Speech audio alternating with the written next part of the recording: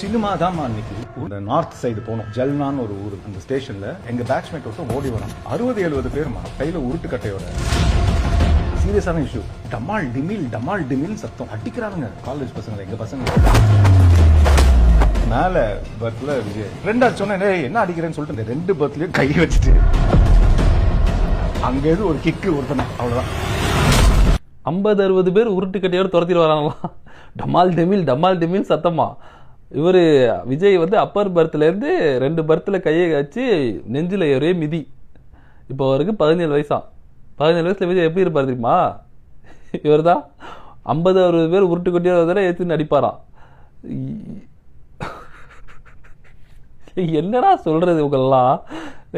ஏதாவது பேசுனா கேஸை வேற போட்டு தொலைகிறாங்க.